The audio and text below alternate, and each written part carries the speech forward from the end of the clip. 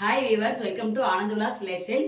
இன்னைக்கு நாம ஒரு சமையல் வீடியோ தாங்க பார்க்க போறோம். புளிச்சக்கீரையை வச்சு ஒரு தொக்கு செய்ய போறோம். புளிச்சக்கீரையில ஏராளமான மருத்துவ குணங்கள் நிரம்பி இருக்குதுங்க. இதுல கால்சியம், இரும்பு சத்து, விட்டமின்ஸ், ஆன்டி ஆக்சிடென்ட் நிரம்பி இருக்கிறதுனால நம்மளுக்கு நோய் எதிர்ப்பு சக்தி கிடைக்கும். கால்சியம் இருக்கிறதுனால நம்ம எலும்புகளுக்கெல்லாம் வலுவு கிடைக்கும். அதனால இதை நம்ம டெய்லி சாப்பிட்றது நல்லது. டெய்லி சாப்பிடனாலும் வாரம் ஒருக்கானாவது நம்ம சாப்பிடணுங்க. ஆனால் இந்த மாதிரி தொக்கா செய்யும்போது எல்லாருக்குமே, குழந்தைங்களுக்கு பெரியவங்களுக்கு வரைக்கும் பிடிக்குங்க. கடையில் செய்யும்போது சில பேருக்கு பிடிக்காது. இந்த மாதிரி தொக்கு செய்யும்போது எல்லாருக்குமே பிடிக்கும். இது எப்படி செய்யறதுன்னு பார்ப்பாங்க. இப்போ நம்ம புளிச்சக்கீரை செய்கிறதுக்காக பாருங்கள், 2 கத்தை புளிச்சக்கீரை நல்லா செங்காம்பு தலை கிடச்சிதுங்க, அதனால தான் வாங்கினேன். இது 2 கத்தை ஆஞ்சு அலசி வச்சுக்கிட்டேங்க. அதுக்கப்புறம் பூண்டு 4 கட்டிங்க, பெருங்கட்டி நல்லா 4 கட்டி உளிச்சு சின்ன பொடி பொடியாக எடுத்துக்கிட்டேன். அதே சின்ன வெங்காயம் 1/4 கிலோ. அந்த 1/4 கிலோ வெங்காயத்தையும் நல்லா தரிசாக மிக்சியில் போட்டு அடிச்சுக்கிட்டேன். இது 1 2 இருக்குதுங்க, இதெல்லாம் அப்படியே நசுக்கி விட்டுறலாம். சின்ன வெங்காயம் 1/4 கிலோ வெங்காயம் இப்படி தரிசு அடிக்கும்போது உங்களுக்கு நல்லாயிருக்கும் டேஸ்ட்டு. உள்ளுக்குள்ளே போய் அது நல்லா ஜெல்லாகி சூப்பராக இருக்கும். இது அப்புறம் புளி வந்து ஒரு பெரிய எலுமிச்சை சைஸ் அளவுங்க. இதை பிச்சு தான் போடணும், ஊற வைக்கக்கூடாது. அதேமாதிரி வரமிளகா ஒரு 5 மிளகா கிள்ளி வச்சாச்சு. பெருங்காயத்தூள் 1 ஸ்பூனு, நல்லா 1 ஸ்பூன் பெருங்காயத்தூள், 4 ஸ்பூன் கொத்தமல்லி, வர கொத்தமல்லி, ஒரு 1/2 ஸ்பூன் வெந்தயம், நல்லா 1 டேபிள் ஸ்பூனு சீரகம், 4 வரமிளகா அரைக்கிறதுக்குங்க. இதெல்லாம் வறுத்து அரைச்சிக்கணும், பொடி பண்ணிக்கணும்.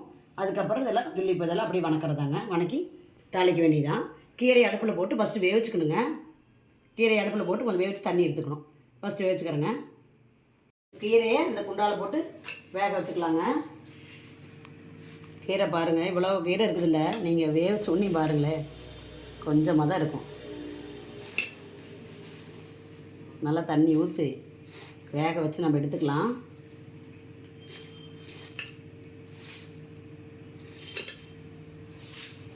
தண்ணி ஒரு 1/2 சொம்பாட்டை ஊற்றிக்கலாங்க. வேக வச்சு நம்ம தண்ணி எடுத்துக்கலாம். வேகட்டும். நல்லா வெந்தோடனே நம்ம தண்ணி எடுத்துட்டு அப்புறம் தாளிக்கிறதாங்க. இப்போ நம்ம எடுத்து வச்ச வர கொத்தமல்லி, வரமிளகா, ஜீரகம், வெந்தயம் இதெல்லாம் போட்டு வறுத்துக்கலாங்க. ஒரு பேன் வச்சுக்கிறதுக்காக பேன் வச்சுட்டேன்.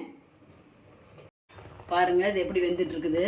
எவ்வளோ கீரை போட்டோம் பாருங்கள், எப்படி ஆயிடுச்சு. நல்லா பாருங்கள், நுர பாருங்கள். இந்த புளிப்பு தன்மை இருக்கிறதுனால இதில் கீரையில் பாருங்கள் எப்படி நுரைச்சி வேகுது. இது நல்லா கொஞ்சம் வெந்துடணுங்க. ஏன்னா இந்த நரம்பெல்லாம் நம்ம நசுக்கி பார்த்துக்கணும். நரம்பெலாம் இருக்குது, அது நல்லா வெந்த உடனேயும் அப்புறம் நம்ம தண்ணி எடுத்துக்கலாம். அது வரைக்கும் வேவிட்டுங்க. அதுக்குள்ளே நம்ம எல்லாம் வறுத்துக்கலாம். எல்லாத்தையுமே ஒட்டுக்காக கொட்டிடுறேங்க.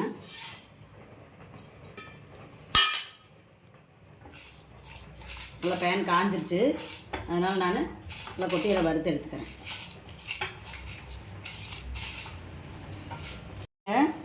நல்லா வாசம் வந்துருச்சுங்க. கொத்தமல்லி நல்லா வறுபட்டுருச்சு.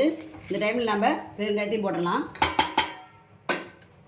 போட்டு நிறுத்திட்டுங்க, அடுப்பே ஆஃப் பண்ணிட்டேன். பெருங்காயத்தை போட்டு, ஏன்னா அந்த சூட்லேயே பெருங்காயம் வந்து உங்களுக்கு வறுபட்டுரும். அவ்வளோதான். அப்படியே நம்ம கொஞ்சம் ஆட்டுன்னு மிக்சியில் போட்டு பவுடர் பண்ணி எடுத்துக்கலாங்க. இப்போ அது அப்படியே ஒரு தட்டத்தில் கொட்டி ஆற வச்சுக்கலாங்க. பாருங்கள், பெருங்காயம் நல்லா செவந்து போச்சு. அடுப்பை ஆஃப் பண்ணிட்டு போட்டேன். கொஞ்ச நேரம் ஆறட்டும், நம்ம மிக்சியில் போட்டு எடுத்துக்கலாங்க, பவுடர் பண்ணிக்கலாம். சரி, நல்லா வடிகட்டி எடுத்துட்டேங்க. இது அப்படியே குளகுலன்னு தாங்க இருக்கும். நல்லா பஞ்சாடு பாருங்கள், பூவாட்டு வெந்து போச்சு. இந்த நரம்பெல்லாம் கூட உங்களுக்கு சூப்பராக வெந்து போச்சு. இந்த மாதிரி வேக வச்சு நம்ம எடுத்துக்கிட்டோம். இப்போ இது மிக்சியில் பவுடர் பண்ணிட்டு வந்துடுறேங்க. அரைச்சிக்கிட்டேங்க. இப்போ நம்ம இதை தாளித்து விட்டுக்கலாம். அதுக்கு நான் ஒரு கடாய் அடுப்பில் வச்சுக்கிட்டேன். கடாய்க்கு ஆகிட்டு நாம் 150 ml நல்லெண்ணெய் எடுத்துருக்குறேங்க. நம்ம 100 ml ஃபஸ்ட்டு ஊற்றிக்கிறேன் தாளித்து விட்றதுக்கு. அப்புறம் மேலாப்பில் கொஞ்சம் 50 ml ஊற்றிக்கலாம். இந்த நல்லெண்ணெய் கொஞ்சம் அதிகமாக ஊற்றினா தாங்க டேஸ்ட் வரும். அப்போ தான் நம்ம வந்து இதை நம்ம வச்சு சாப்பிட்லாம். ஃப்ரிட்ஜில் 1 மாதத்துக்கு 2 மாதத்துக்கு கூட நல்லா வச்சு சாப்பிட்லாங்க. ஏன்னா புளியெல்லாம் போட்டு நம்ம செஞ்சு தொக்காட்ட செய்கிறதுனால இதை நம்ம டெய்லி நம்ம ஒரு ஸ்பூன் சாப்பிட்டு வரலாம். ரொம்ப நல்லது உடம்புக்கு.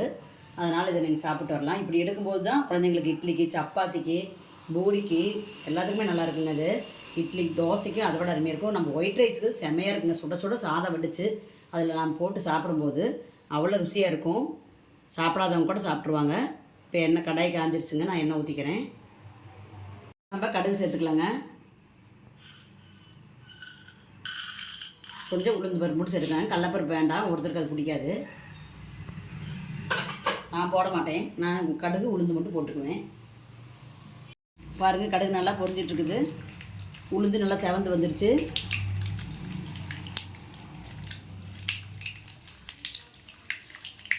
இப்போ நம்ம பூண்டு சேர்த்துக்கலாம். ஃபஸ்ட்டு பூண்டு கொஞ்சம் நல்லா வணங்கணுங்க, அதனால் ஃபஸ்ட்டு பூண்டு போட்டுக்கிறேன்.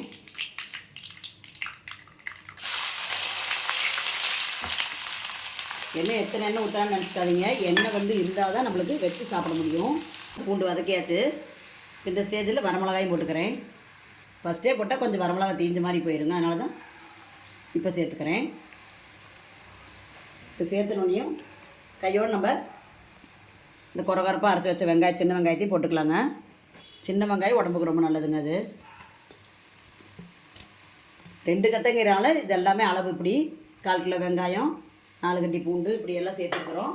இதே நீங்கள் வந்து 1 கத்தை வாங்கி செஞ்சீங்கன்னா இதுலேயே எல்லாம் குவான்டிட்டி கொஞ்சம் பாதியை குறைச்சிக்கலாம். பாருங்கள், வெங்காயமெல்லாம் நல்லா வணங்கிட்டு இருக்குது. நாம் நல்லா வணக்கிங்கண்ணே. பச்சை வாசம் நல்லா போகணுங்க. பச்சை வாசம் போகிற வரைக்கும் நல்லா வதக்கிக்கணும். நல்லா வதக்கி அப்போ தான் டேஸ்ட்டும் கொடுக்கும் உங்களுக்கு. பச்சை வாசம் இல்லைன்னா நம்ம நல்லா வணக்கும் போது தான் கெட்டு போகாமல் 2-3 மாதம் வச்சு நம்ம சாப்பிடவும் முடியும்.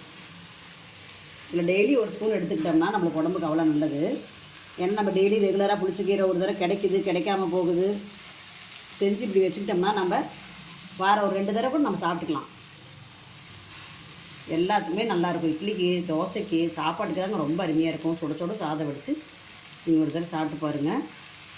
பாருங்கள், நல்லா வெங்காயம் நல்லா கோல்டன் ப்ரௌன் நல்லா செவந்துருச்சு. இப்போ தான் நம்மளுக்கு பச்சை வாசமெல்லாம் போய் டேஸ்ட் கொடுக்கும். இப்போ நான் வந்து புளியெல்லாம் பாருங்கள் பிச்சு பிச்சு போட்டுக்கிட்டேன். நல்லா எவ்வளோ குட்டி குட்டியாக பிக்க முடியுமோ அவ்வளோ குட்டி குட்டியாக பிச்சு போட்டுக்கலாங்க. இது பிச்சு போடும்போது தான் டேஸ்ட்டாக இருக்கும். கரைச்சி ஊற்றிட்டிங்கன்னா அவ்வளோதான் டேஸ்ட்டும் போயிடும். உங்களுக்கு இதுவும் ரொம்ப நாளைக்கு தாங்காது.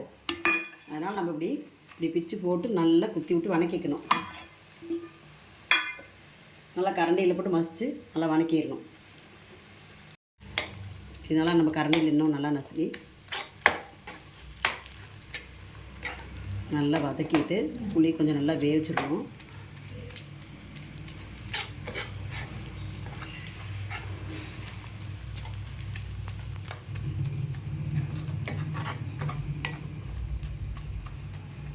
இப்போ நம்ம இந்த ஸ்டேஜில் பாருங்கள், கொஞ்ச நேரம் வதக்கியாச்சு புளியை. இப்போ நாம் புளிச்சக்கீரை எடுத்து சேர்த்துக்கலாம். வேக வச்ச புளிச்சக்கீரையும் நான் சேர்த்துக்கிறேன்.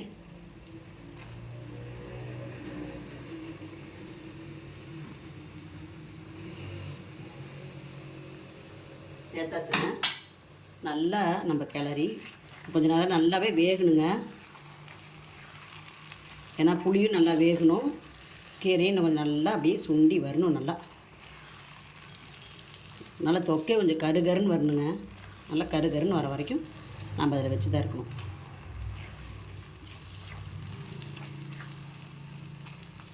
இந்த ஸ்டேஜில் நான் உப்பு சேர்த்துக்கிறேன்.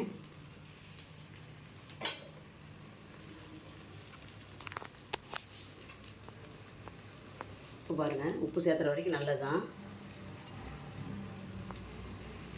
இப்போ தான் நான் எடுத்து கொட்டினால அது நல்லா கரைஞ்சிரும்.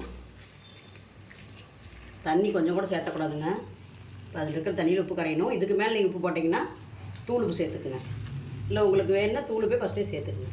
இதில் கரைஞ்சிரும். இப்போ நல்லா சுண்டி வரும்பொழுது தூள் உப்பு தான் சேர்த்துக்கணும்.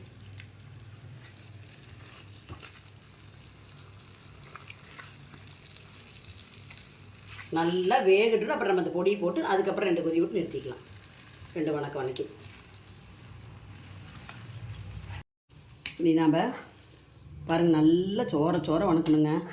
சோற வணக்கிறது தான் நம்மளுக்கு வேலையே. நல்லா இப்படி ப்ரெஸ் பண்ணி கொடுத்து நல்லா அந்த புளியெல்லாம் நம்மளுக்கு நல்லா மிங்கிளாகி இது ஆகணும், கலக்கணும். நல்லா அப்போ தான் டேஸ்ட் கொடுக்கும். அப்புறம் புளி இல்லாட்டி அங்கங்கே நின்றுடும். அதனால் புளியெல்லாம் போட்டிருக்கறனால நம்ம நல்லா அப்படி கிளறி கொடுக்கணும். நல்லா அமுத்தி கிளறி கொடுக்கணும். பூண்டுமே உங்களுக்கு அரிஞ்சு போட பிடிக்கலைன்னா நீங்கள் அதே குறப்பாக அரைச்சே சேர்த்துக்கலாம். எப்படி இருந்தாலும் இப்போ நம்ம இப்படி அமுத்தி கொடுக்கும்போது பூண்டெல்லாம் அப்படியே சூப்பராக கரைஞ்சி வந்துடும். டேஸ்ட்டே கொடுக்கும். இந்த டைமில் நான் கொஞ்சம் எண்ணெய் சேர்த்துக்கிறேங்க. இன்னும் கொஞ்சம் இப்படி எண்ணெய் சேர்த்துக்கிட்டோம்னா இப்போ மறுபடியும் கொஞ்சம் சேர்த்துக்கலாம். எண்ணெய் சேர்த்துட்டிங்கன்னா அப்படியே ஒட்டாமல் அருமையாக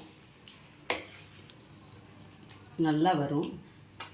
நல்லா வேகணுங்க, கொஞ்சம் கருப்பாகவே மாறணும். அப்போ டேஸ்ட் கொடுக்கும், நல்லா டேஸ்ட் வரும். பொடி வந்து இன்னும் கொஞ்சம் நேரம் கழிச்சு போட்டுக்கலாம். கொஞ்சம் புளி நல்லா வந்துடும். அதுக்கப்புறம் நான் அந்த பொடியை போட்டுக்கிறேன். பொடி கடைசியாக போடும்போது நல்ல மணமாக இருக்கும். இப்போ போட்டோம்னா மணமெல்லாம் போயிடும். நம்மள இந்த இவ்வளோ நேரம் வேக வைக்கிறனால இந்த பொடியோட மனம் இருக்காது. அதுக்கோசரம் தான் நான் பொடி வந்து கொஞ்சம் கடைசியாக சேர்த்துக்கலாம். இப்போ பாருங்கள், எனக்கு உப்பு பத்தில் தூள் போட்டுக்கிறேன். ஏன்னா இனிமேல் சேர்த்தும் போது நம்ம தூள் உப்பு தான் போடணும், கரையாது. உப்பு பார்த்து போட்டுக்குங்க. இதையும் சேர்த்துக்கலாம். பொடியெல்லாம் சேர்த்தாச்சுங்க.